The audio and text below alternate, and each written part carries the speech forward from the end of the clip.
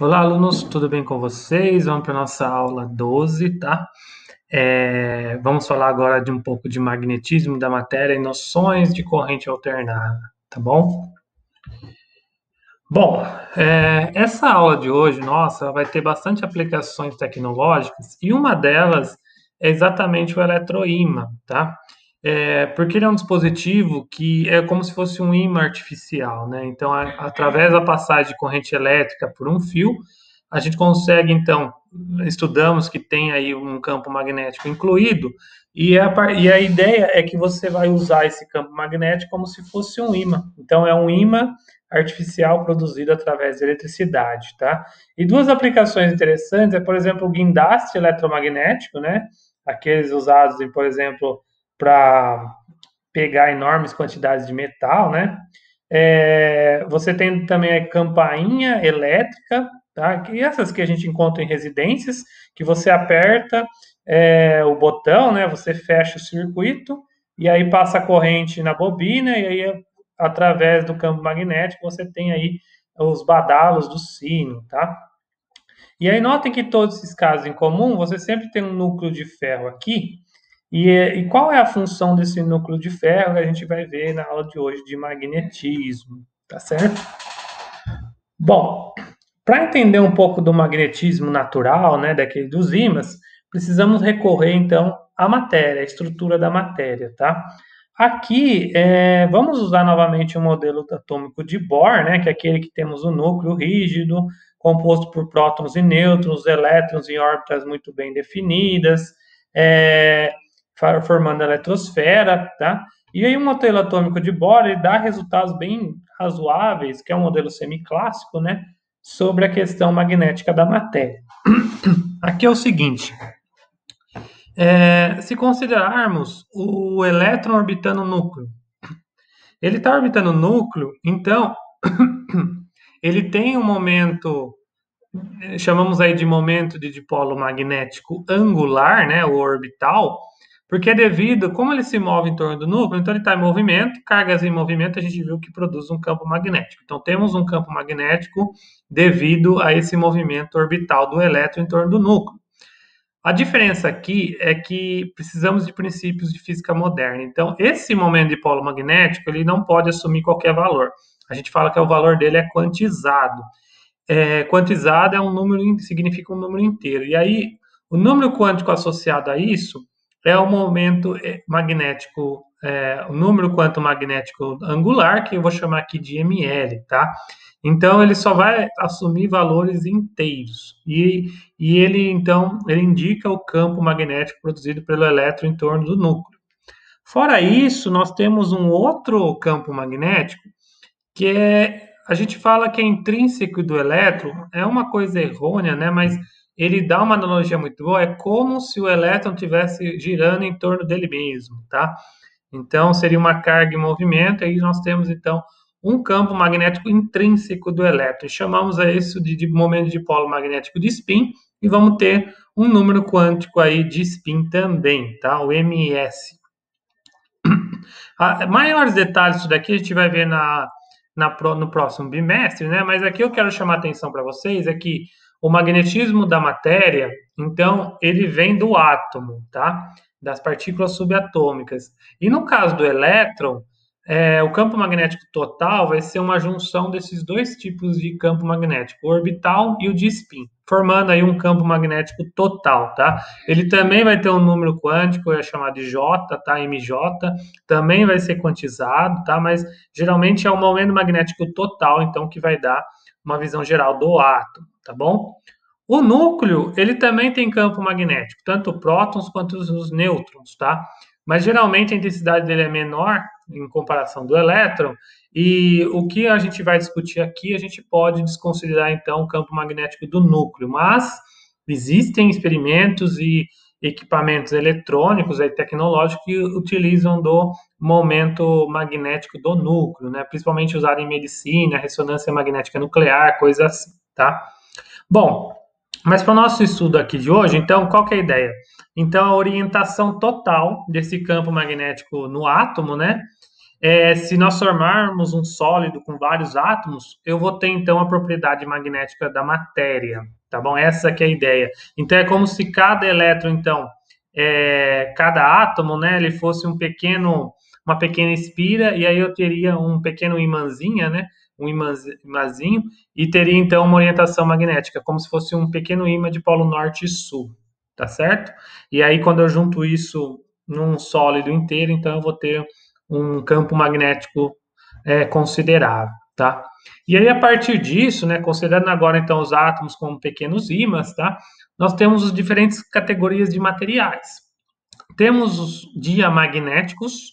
Os diamagnéticos, eles são materiais onde o momento magnético total do dipolo, né, ele se alinha oposto ao campo. Então, por exemplo, se eu tenho uma bolinha aqui, né, do material diamagnético, os átomos estão orientados aleatoriamente. Quando eu colocar ele em contato a um campo magnético externo, tá? Imagina o campo magnético B está subindo.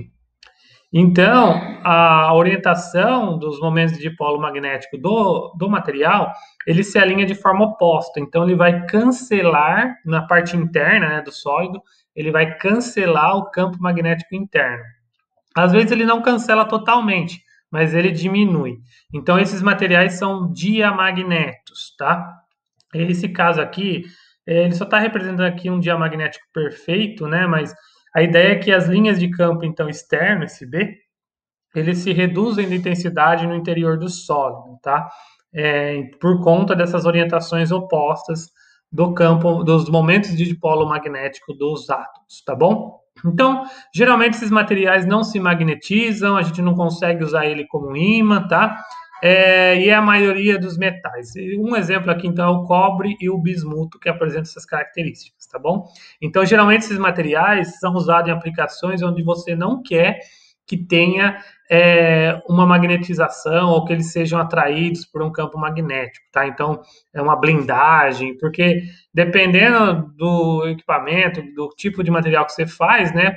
Se ele estiver próximo de um fio de alta tensão, coisa assim que produzem campo magnético, pode ser complicado. Então, quando você não quer um efeito magnético, você usa materiais diamagnéticos, tá? E aí nós temos os paramagnéticos, esses talvez sejam os mais comuns, tá? E o que acontece? Eles têm, a diferença é que eles, com a ação de um campo magnético externo, eles vão se alinhar a favor do campo magnético, os momentos de dipolo.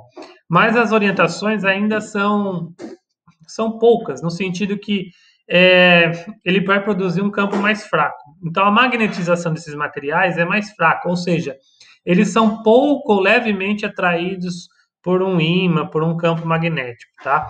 Onde que surge esse momento de dipolo fraco aqui no interior do sólido?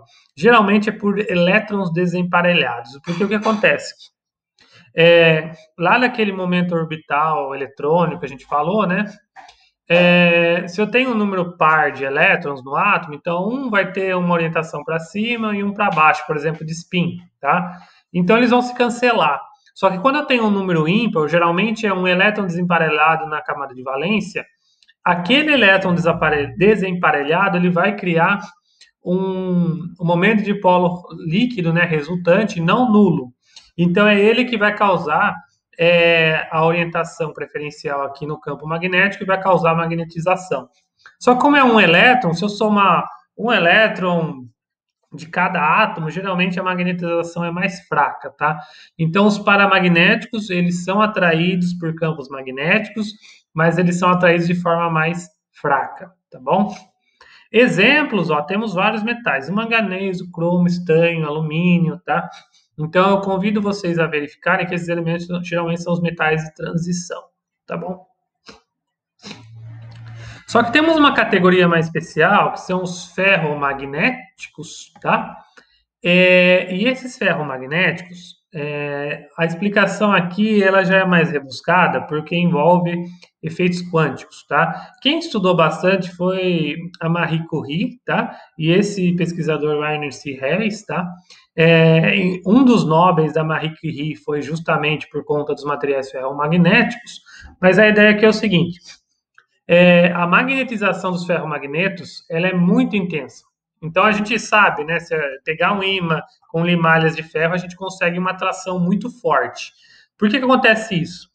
Porque acontece o seguinte, de forma bem simplória, né, mas os materiais, os átomos à base de ferro, ou semelhantes a ele, da mesma família, eles têm um processo de hibridização dos orbitais, né, um acoplamento spin-órbita, que faz com que a orientação desses momentos de polo sobre um campo externo seja muito mais amplificada do que os paramagnetos, tá? E além disso, você tem esses domínios de Wess, tá? Que são como se fosse paredes aqui, que no sólido, né? Isso você não tinha nos outros, que eles têm uma forte orientação magnética já intrínseca deles. E aí, com o campo magnético externo, essas paredes vão se reorientar, tá? Então, nos ferromagnéticos, tá? Os materiais ferromagnéticos, eles têm uma magnetização muito forte, tá? E aí, o ponto de inovação da Curie foi mostrar que você consegue destruir essa magnetização com a temperatura. Por que acontece? Com a temperatura, essa orientação, né, os átomos começam a se agitar, então a orientação preferencial é desfeita até você chegar num regime paramagnético, tá? Então, essa transição do ferromagnético com o paramagnético foi muito bem explorada, tá bom?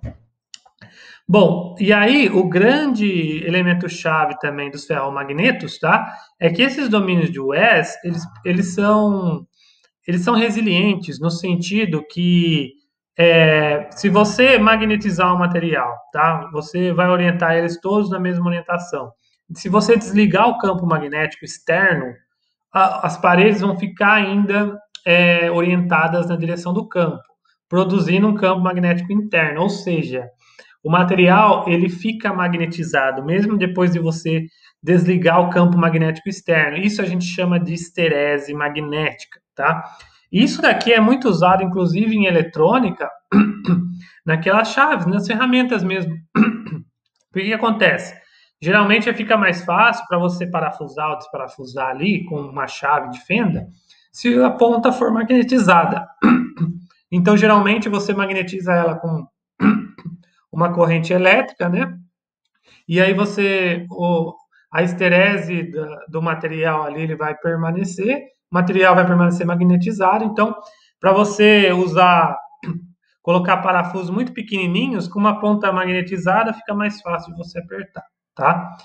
Bom, esse é só um dos inúmeros exemplos, tá? Então, geralmente aqui, os materiais à base de ferro ou da mesma classe do ferro são os mais suscetíveis a esses fenômenos, né? Então, temos o ferro, o neodímio e outros tipos de elementos. Geralmente são eles também que fazem os ímãs mais potentes que a gente tem, tá? Por conta dessa magnetização intrínseca permanente dele, tá? Outra curiosidade é que existem outras categorias de materiais magnéticos, a gente não vai ver nessa aula, tá?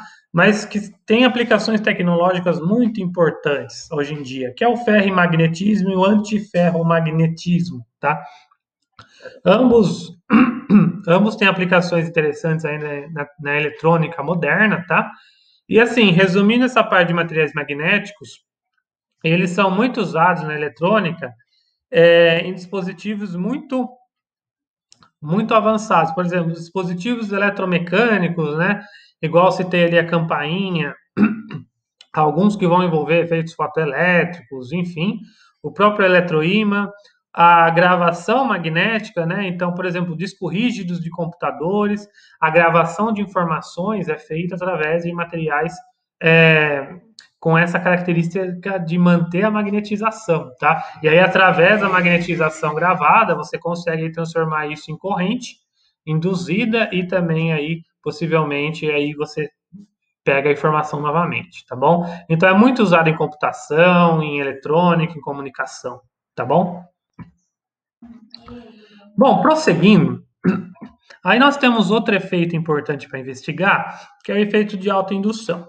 Na última aula, nós investigamos o efeito de indução, que é uma corrente, né, um campo magnético externo, seja por um ímã ou seja por uma corrente, um fio percorrido por corrente, vai induzir uma corrente em um outro fio, tá? Aí a gente viu lei de Faraday, Neumann, lei de Lenz, tá?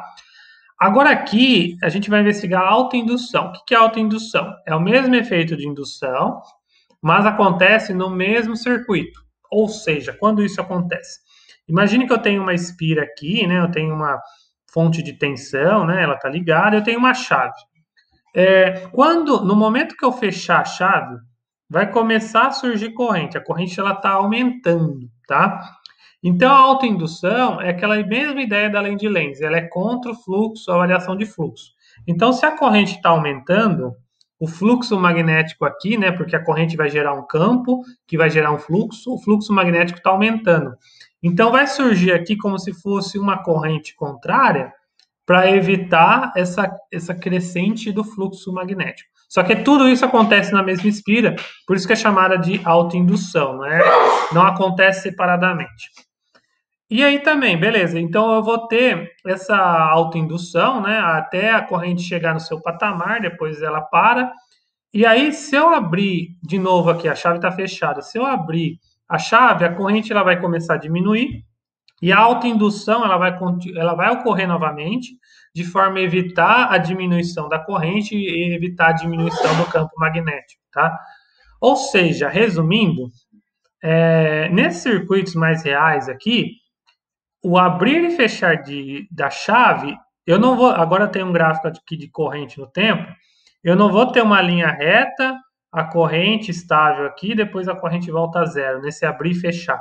Não é o que acontece. Na verdade, a corrente ela aumenta de forma exponencial por conta da autoindução e depois ela vai caindo de forma exponencial devido também à autoindução. Ela não sobe ou desce bruscamente, tá? Abruptamente, desculpa. Tá? Isso daqui a gente não tinha considerado até agora, porque é um efeito puramente eletromagnético. Tá? Porque o que a gente tinha considerado até agora são somente as questões elétricas no primeiro e segundo bimestre. Tá? Então, essa autoindução é um fator relevante a levar em consideração.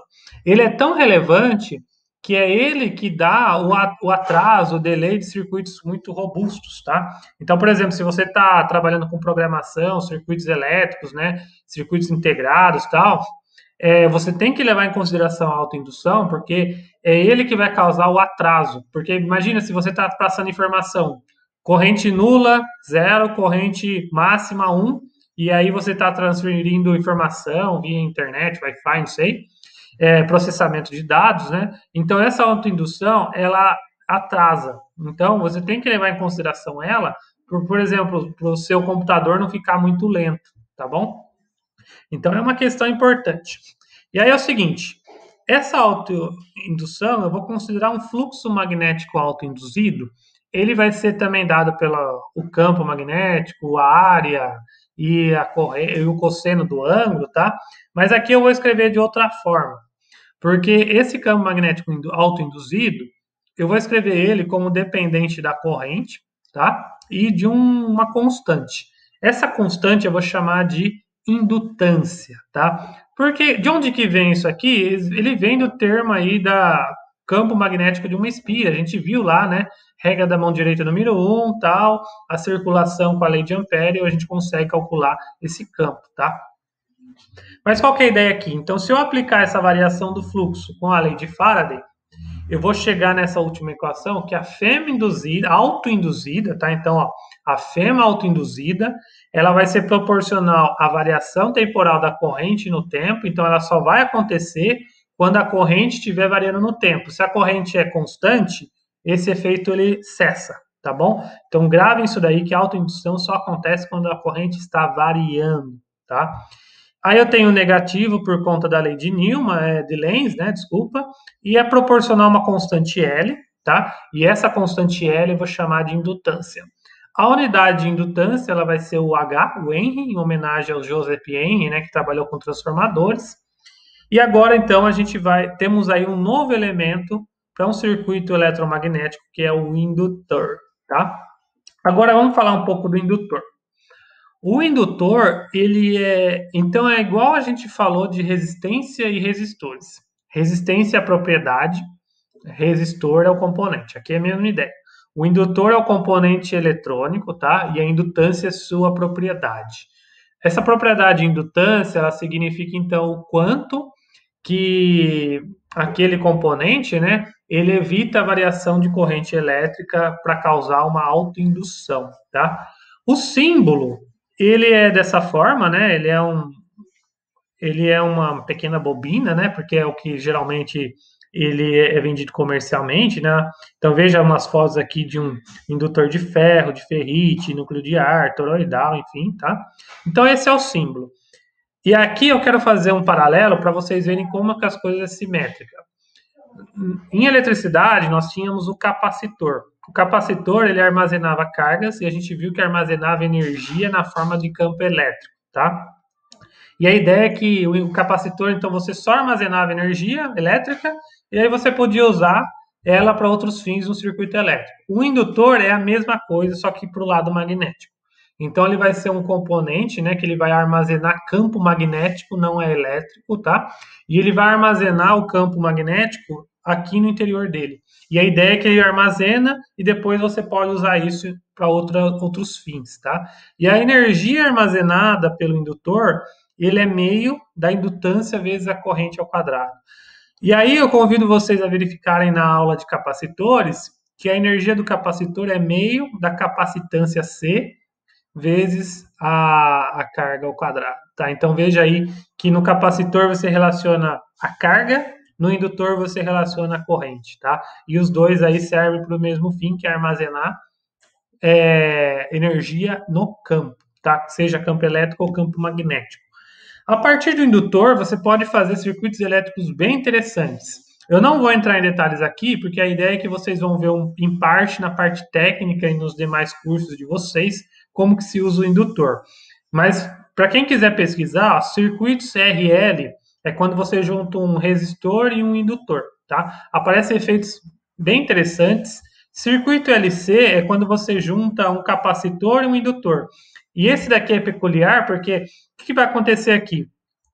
Você tem a carga, um capacitor carregado, né? E ele vai se descarregar, você vai diminuir a energia elétrica do capacitor e transformar a energia magnética no indutor. E aí vice-versa, depois o indutor ele diminui sua energia magnética e vira energia elétrica. Então você fica jogando com energia elétrica e magnética, tá? Então isso daqui é como se fosse um circuito ressonante. E aí nós temos esse outro último aí, o RLC, que é um circuito mais real, que você tem um resistor, um capacitor e um indutor. E aí nesse caso é como se fosse um circuito ressonante, só que é uma ressonância amortecida, tá? Na próxima aula a gente vai ver que é através desse circuito que você produz, né, ondas eletromagnéticas e você consegue fazer transmissão e recepção. E aí você já começa a pensar aí sobre ondas de rádio e comunicação, Wi-Fi, enfim. Continuando, gente. Então, até agora nós vimos, né, que um campo magnético externo, ele produz corrente em um fio, em um condutor. Mas em um material sólido? Aí no material sólido vai acontecer também as correntes, só que agora eu vou chamar isso de corrente de Foucault. Então são correntes que são induzidas em materiais maciços, né, devido àquele efeito de Faraday, Neumann, enfim, tá? E aí qual que é a ideia aqui? É que agora, quando eu estou considerando materiais maciços, eles vão dissipar energia mecânica, tá? Por que acontece? Eu estou transformando então uma energia do movimento, né? E eu vou transformar isso em energia eletromagnética para mover os elétrons e gerar uma corrente. Essas correntes geralmente são chamadas de correntes parasitas, tá? E aí, em aplicações tecnológicas, são usados em dois momentos. Um deles é bem interessante, que é o forno de indução, igual está mostrando aqui. Então, qual que é a ideia aqui? Eu tenho uma bobina com fio muito grosso para produzir uma corrente alta, tá? E um campo magnético alto. Então, eu tenho um campo magnético muito alto aqui. As correntes parasitas, então eu jogo um material, né, um metal. As correntes parasitas aqui no meio fazem com que o metal ele seja aquecido, porque eu vou ter uma corrente muito elevada sendo induzida lá no interior do metal, e o metal vai aumentar sua temperatura. Tá? É o efeito Joule que a gente viu em resistores. E aí, geralmente, para metais de baixo ponto de fusão, eu consigo fundir esse metal. Tá? Então, isso daqui é tanto usado para fundir mesmo, para a área de engenharia de materiais, quanto para fazer fornos de cozinha mesmo. Então, fornos de indução funcionam com essa ideia, tá? Outra aplicação bem interessante é o freio magnético. Freio magnético, a mesma ideia, estou dissipando energia mecânica. Então, se eu tiver uma região de campo magnético e tiver uma pequena pazinha caindo aqui, ó, ela vai ser freada nessa região de campo magnético. Então, eu paro objetos dissipando a sua energia cinética através de correntes de Foucault, correntes parasitas, tá bom? Outra aplicação bem interessante é a bobina de indução, tá? Qual que é a ideia da bobina de indução? Eu tenho duas bobinas, uma dentro da outra. E aí eu tenho dois tipos de enrolamentos, um enrolamento primário e secundário, tá? A ideia é o seguinte, eu vou passar uma corrente no rolamento primário e esse enrolamento primário vai induzir uma corrente no enrolamento secundário.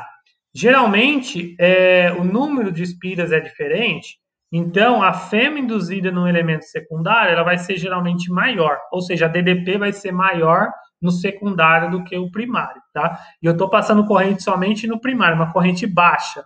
Então, uma corrente baixa no primário vai induzir uma DDP alta no secundário. E qual que é a ideia aqui?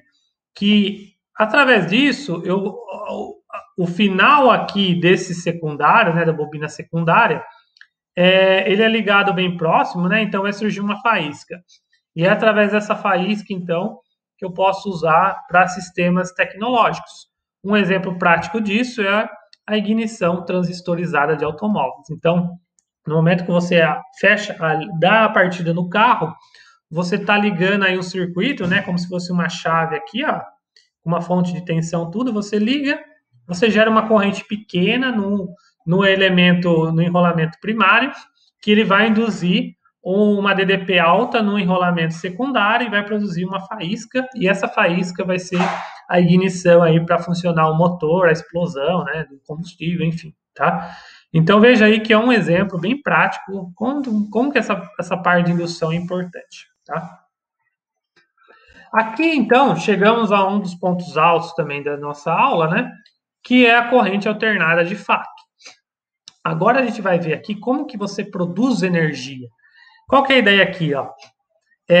Eu vou ter aqui, então, uma espira, basicamente, né, uma espira, sobre um ímã aqui produzindo um campo magnético constante, e aí eu vou girar essa espira. E como a gente viu na lei de Faraday, Neumann e Lenz, a variação do fluxo magnético é dado unicamente pela mudança de orientação do vetor normal do plano da espira, né? Então, a área é a mesma, o campo é o mesmo, mas é o cosseno do θ que está mudando no ângulo, tá? Então, o que acontece? O fluxo magnético ele vai variar dessa forma aqui, ó. Em vez de eu colocar cosseno de θ, eu vou colocar cosseno de ômega-t. O t é o tempo e o ômega é a velocidade angular, é a taxa com que a espira está rodando, tá? E esse φ máximo aqui vai ser o campo vezes a área. É o valor máximo aí desse fluxo senoidal. Então, o fluxo magnético ele varia senoidalmente. E aí, se nós aplicarmos a lei de Faraday e Neumann, né? Então, aqui é o fluxo magnético variando, né? Quando a espira está rotacionando. E aí, se eu aplicar a lei de Faraday e Neumann, eu vou ver que a fêmea induzida, ela também vai ser periódica. Então, ela vai variar uma função senoidal, tá? Então, ela vai ter um máximo aqui, né? E o máximo vai dado pelo valor máximo do fluxo menos a velocidade angular e o termo de seno. E aí, se nós... Então, isso daqui é a tensão alternada. É aquela... circuitos de tensão alternadas que vocês vão ver na parte prática, né, que vocês vão usar no resto do curso, é produzido dessa forma. E aí, se nós ligarmos um circuito, né, a corrente produzida ela também vai ser alternada. Se a DDP está diminuindo, então ela está variando senoidalmente, a corrente também vai variar com o tempo. E aí nós temos, então, uma outra função senoidal para a corrente, onde essa corrente máxima vai ser a φ máxima dividido pelo valor de resistência, tá? E a partir disso, então, você vai ter vários tipos aí de circuitos de corrente alternada, tá?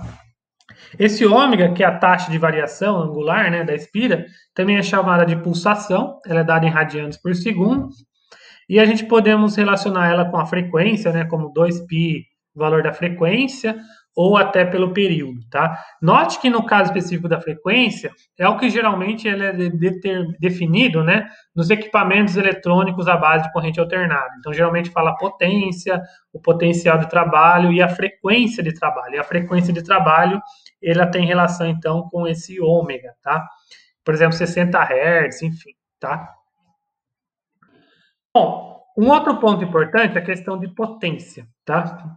Como a FEM e a corrente ela vai variar no tempo agora, né? Ela não é um valor único. Então, muitas vezes é interessante você considerar a média.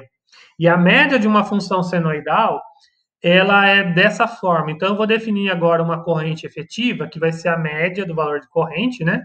Que vai ser a corrente máxima dividido por raiz de 2. Esse termo de raiz de 2 ele vem justamente que é a média da função seno, tá? De forma semelhante, né? Eu vou ter a média da FEM, tá? Então, eu vou definir uma FEM efetiva como a FEM máxima dividido pela raiz de 2, tá? E aí, notem que é a partir daqui que a gente começa a especificar valores, né, de tensão de 127 volts, 220, que a gente usa nas nossas residências elétricas, tá? Porque é a partir dessa relação, tá bom?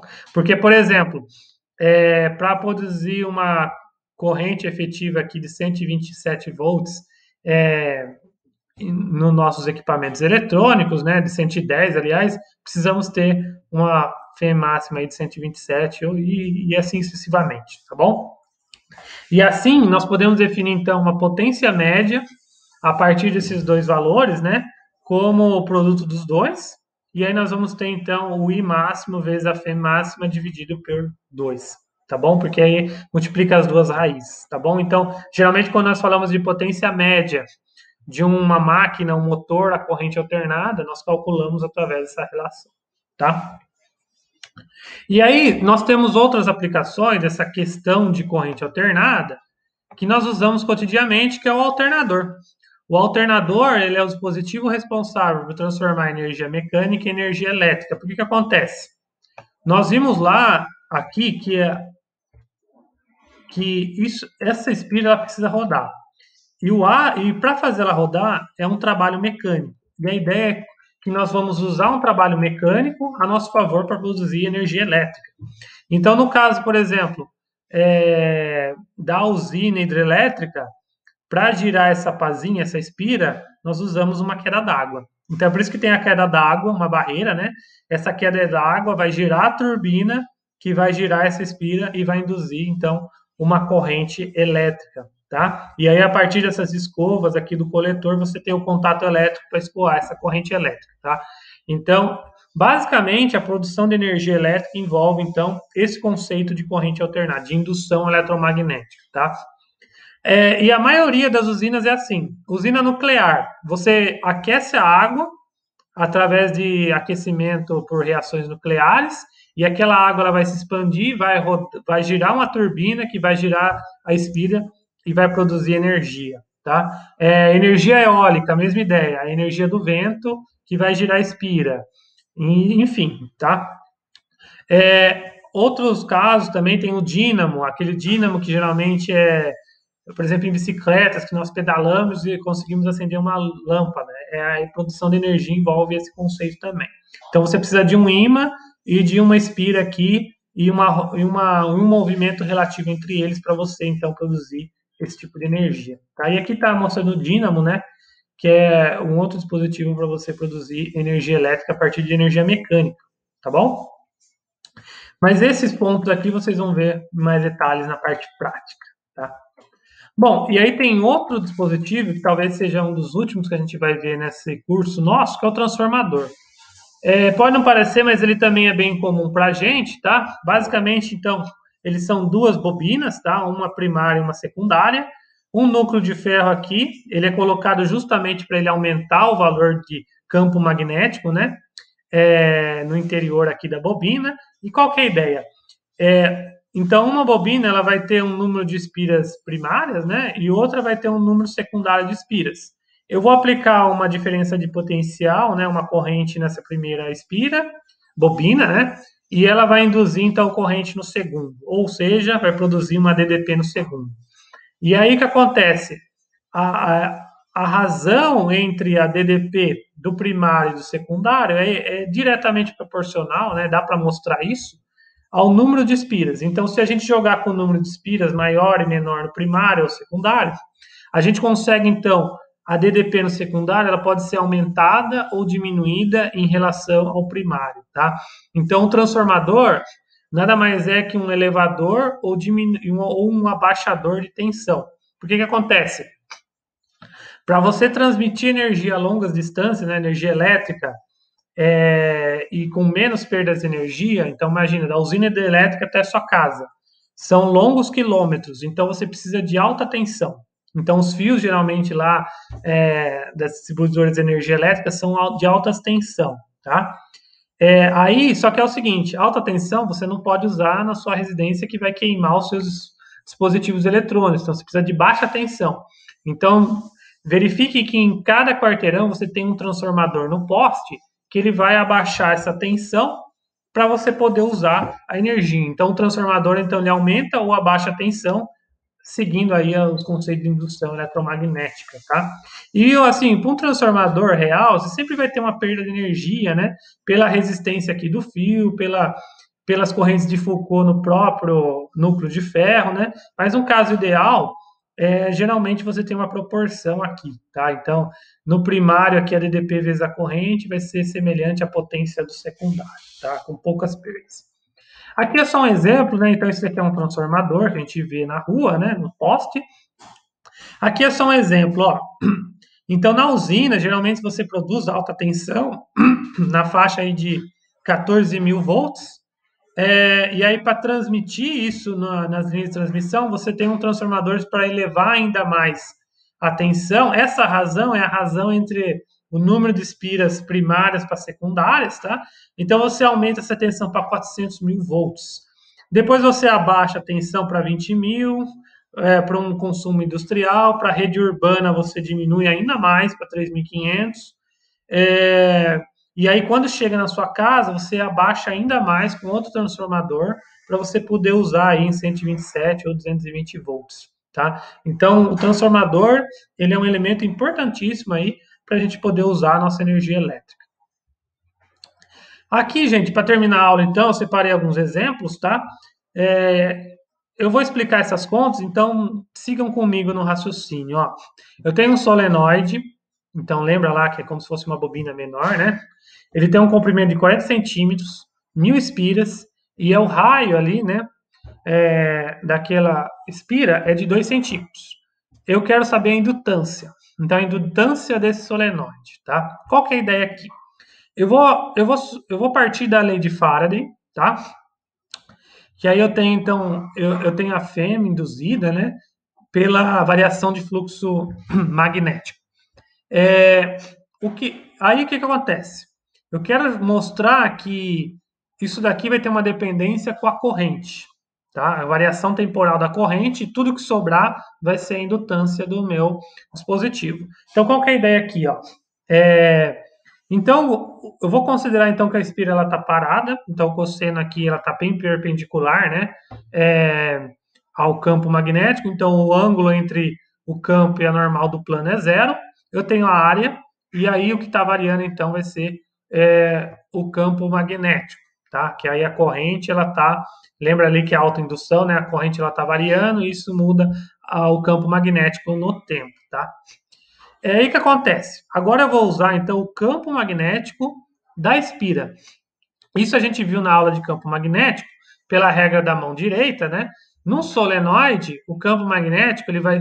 Eu recomendo vocês a voltarem essa aula lá do campo magnético, mas num solenoide, o campo magnético ele é dado pelo μ0, o número de espiras, a corrente dividido pelo comprimento do solenoide, tá? Aqui eu coloquei ΔI porque é justamente o que está mudando. Então, a corrente na espira ela está variando, tá? Mas o resto é tudo isso daqui, ó, é o campo magnético de um solenoide. Então, dá uma olhada lá na aula de campo magnético, como que a gente calculou isso. A área eu coloquei πr ao quadrado, né, que é a área de seção transversal do solenoide. O tempo ele está aqui e o cosseno de zero vai ser 1, por isso que eu tirei ele. E aí, o que eu fiz aqui, ó? Então, Lembra que para calcular a indutância, a FEM vai ser proporcional à variação temporal da corrente. Tudo que sobrar é indutância. Então, eu tenho aqui a razão da corrente pelo tempo, e tudo que sobrou foi isso daqui. Então, a indutância do solenoide, ele é dado por todo esse termo aqui, e aí notem que legal.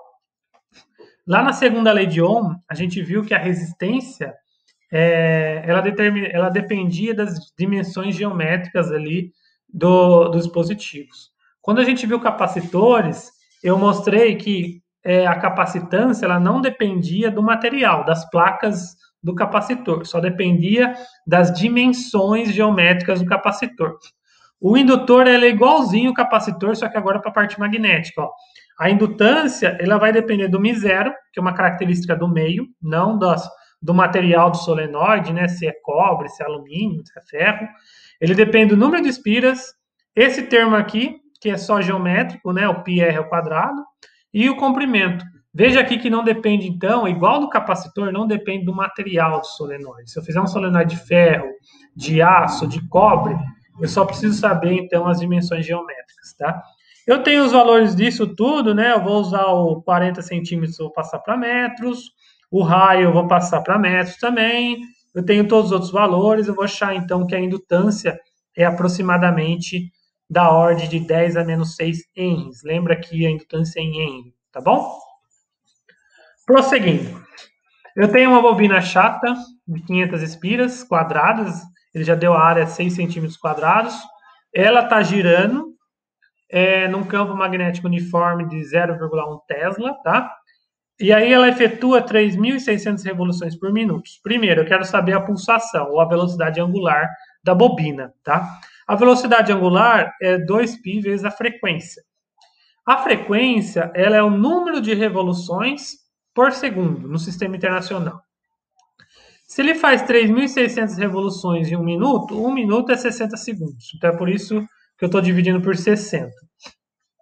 Fazendo essa conta, eu vou chegar num valor aí de 120 pi radianos por segundo, tá? Então essa é a pulsação aí da espira. Depois você pode usar o pi 3,14 e calcular isso um valor sem usar constantes, tá? O valor máximo da FEM, a gente viu ali na aula, no slide anterior, né? É o φ máximo, o fluxo magnético máximo, vezes a pulsação. E o fluxo magnético máximo, ele é o número de espiras, o campo magnético e a área. Não entra o termo de cosseno aqui, ou seno, justamente porque aqui eu só quero saber a amplitude, valor máximo. Eu tenho todos esses valores, só detalhe que eu coloquei a área aqui, de centímetros quadrados eu passei para metros quadrados, por isso que eu coloquei 10 a menos 4. E fazendo a conta, você vai chegar aí num valor que ele vai ser aproximadamente 11,3 volts. Então, a FEM ela vai ter uma característica senoidal, mas o valor máximo dela é da ordem de 11 volts, tá? Isso somente porque a espira está girando. Outro exemplo, eu tenho um resistor de resistência de 20 ohms, ele é submetido a uma FEM, ele é uma FEM de corrente alternada, né? A FEM máxima vale 100, o ômega vale 2π, 2π 60 radianos, tá? Aqui é o seguinte, eu quero saber, calcule a potência dissipada no resistor, tá? A potência dissipada, eu preciso da potência efetiva, né? Então, eu vou calcular aqui, na verdade é o seguinte, eu vou fazer diferente, eu vou calcular a potência média, tá? Que é fornecida ao resistor. Eu vou calcular a corrente máxima primeiro, né? Então, a corrente máxima é a FEM máxima dividido por R. Eu vou achar, então, o valor de 5 amperes. A potência média, então, eu vou multiplicar aqui a FEM máxima vezes a corrente máxima dividir por 2. Então, eu vou ter aí, fazendo a conta, aí, um valor de potência média de 250 watts. Tá certo? Aí, eu tenho um outro exemplo aqui, ó. Eu tenho agora um resistor de 50 ohms. Ele é percorrido por uma corrente alternada, né, de frequência de 60 Hz. E aí a potência média falada aqui, que é 800 watts, aquela potência média que a gente viu, que é a potência efetiva. Eu quero saber como que varia a FEM, em função do tempo. Então aqui ele só quer saber a função de variação da FEM em função do tempo. A corrente máxima eu consigo calcular, né? Eu tenho um valor, eu preciso encontrar o valor da Fê máxima pela resistência, então eu vou expressar essa corrente máxima lá na expressão da potência média, né? Então lembra que a potência média é a Fê máxima, a corrente máxima dividido por 2. Eu quero descobrir a Fê máxima, então eu vou exprimir a corrente em termos da Fê máxima. Então eu vou usar esse termo naquela equação da potência, eu vou encontrar então que a Fê vai ser a Fê máxima ao quadrado dividido por 2x. Eu tenho o valor de resistência, eu tenho o valor da potência média, eu vou descobrir a Fê máxima, que vai ser da ordem de 400 vezes raiz de 2 volts. A pulsação eu vou descobrir através da frequência, então é 2πf. A frequência agora já está em Hz, eu vou encontrar então 120 pi radianos por segundo.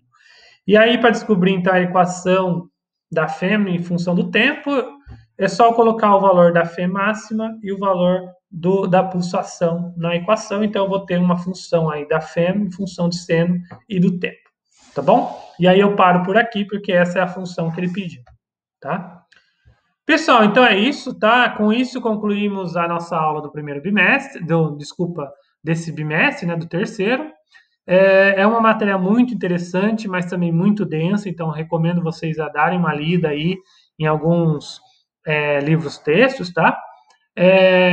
Espero que assim como eu tenham gostado dessa matéria e no quarto bimestre vamos ver então um pouco melhor sobre isso. Obrigado e até a próxima.